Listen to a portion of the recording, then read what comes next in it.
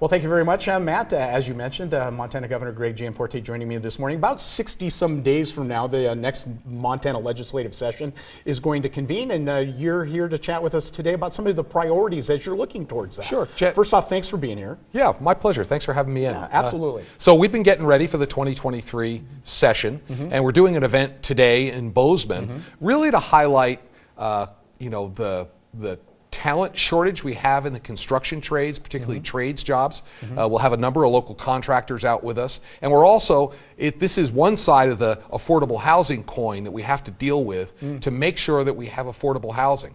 So these are the two things that we're highlighting today. Yeah, that affordable housing, a big challenge here. The numbers just out from the local association of realtors, up 16% of the median prices across the valley from just a year ago. How do you make that work when these homes are being sold for 97 to 100% of market value? How do you incentivize somebody to sell it for less than that so people can afford to live in them? Well, the root problem is Montana population's grown by 10% over the last 10 years, but the number of new houses is only up by 7%. Right. So we have a supply problem.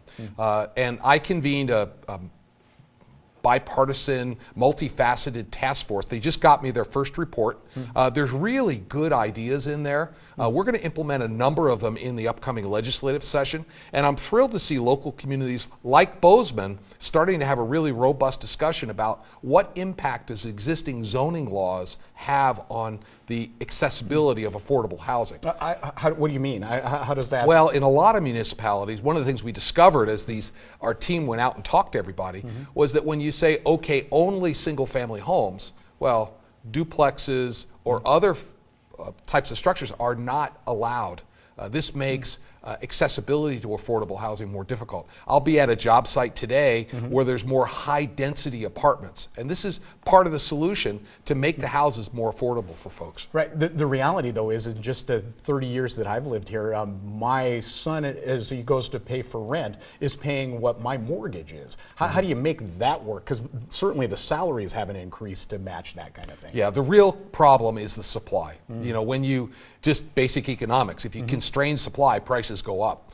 We haven't had enough houses. We haven't had enough apartments. And this home ownership or having access to an affordable rental unit, it's part of pursuing the American dream. And I think it's probably the largest challenge facing working families across the state. This is why we've made it such a top priority in our administration. And this housing report is available for people to review. Right. Many municipalities around the state have really been having robust discussions about which aspects could they implement. And we're going to take a bunch of them and run those plays at the state level too.